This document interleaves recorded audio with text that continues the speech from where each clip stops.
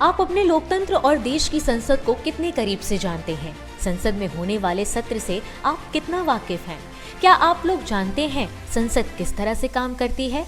शायद ही इन तमाम सवालों का जवाब किसी के पास हो। देश के हर नागरिक को जरूरी है अपने संसदीय व्यवस्था को बारीकी से समझना। संसदीय इतिहास के पन्नों को आप जब पलटेंगे तब आपको एक नई अनुभूति होगी। ज्यादातर लोगों का मानना है कि संसद सिर्फ बहस का एक अड्डा है, लेकिन ऐसा नहीं है।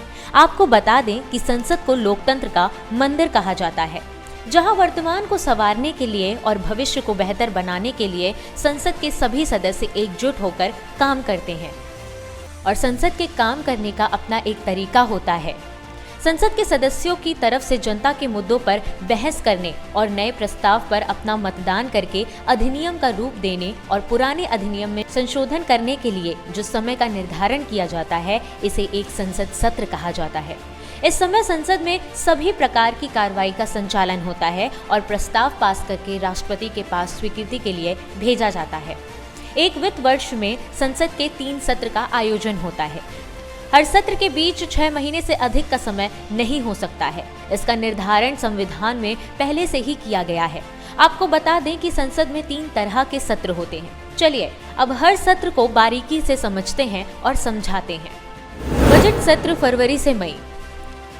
संसद में बजट सत्र का आयोजन फरवरी महीने से मई महीने के बीच में किया जाता है। इस सत्र में भारत सरकार देश का बजट पेश करती है, जिसमें नई योजनाओं, टैक्स में छूट, सरकार की सफलताओं और आयात और निर्यात के बारे में देश को जानकारी दी जाती है। यह सबसे लंबा चलने वाला सत्र है। 26 नवंबर 1947 को देश का पहला बजट पेश किया गया। वित्त मंत्री आर.के. षणमुखम चेट्टी ने पेश किया था। इसे आजाद भारत का पहला बजट भी कहते हैं। गणतंत्र भारत का पहला बजट 28 फरवरी 1950 को पेश किया गया। इस बजट को संसद में जॉन मथाई ने पेश किया था।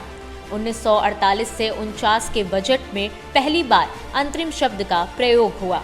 इस शब्द का प्रयोग षणमुखम चेट्टी ने किया था। बजट पेपर पहले राष्ट्रपति भवन में ही छापे जाते थे। 1950 में राष्ट्रपति भवन से बजट पेपर लीक हो गया था। अब ये पेपर सिक्योरिटी प्रेस में छापा जाता है। शुरुआत में बजट अंग्रेजी में बनाया जाता था। 1955 से 56 से बजट हिंदी में भी तैयार किए जाने लगे। मॉनसून सत्र जुलाई से सितंबर। मॉनसून सत्र जुलाई से सितंबर तक आयोजित किया जाता है। इसकी तारीख का निर्धारण राष्ट्रपति की तरफ से केंद्र सरकार करती है।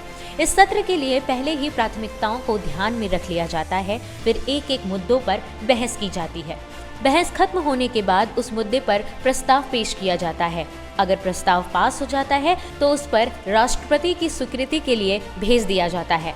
भारत में मॉनसून जून जुलाई महीने में आता है, इसलिए सत्र को मॉनसून सत्र कहा जाता है। शीतकालीन सत्र अधिवेशन नवंबर से दिसंबर। इस सत्र का आयोजन नवंबर से दिसंबर के बीच किया जाता है। इस समय भारत में कड़ाके की ठंड पड़ रही होती है, इसलिए इस सत्र को शीतकालीन सत्र कहा जाता है। इस सत्र में भी चर्चा, प्रस्ताव पेश करना, प्रस्ताव के लिए मतदान और प्रस्ताव पारित करने की प्रक्रिया होती है। आपको बता दें कि संविधान में विशेष सत्र बुलाने की भी व्यवस्था है। जब संसद में कोई सत्र ना चल रहा हो और किसी खास बिल पर जरूरी चर्चा करनी हो, तो मंत्रिमंडल की सलाह पर राष्ट्रपति संसद का विशेष सत्र बुला सकते हैं। किसी भी बिल को कानून में तब्दील करने के लिए लोकसभा और राज्यसभा की मंजूरी जरूरी होती है। इसके बाद वो बिल राष्ट्रपति के पास जाता है। राष्ट्रपति का दस्तखत होते ही बिल के कानून बनने का रास्ता साफ हो जाता है। धन विधेयक के मामले में राज्यसभा की मंजूरी की दरकार नहीं होती है।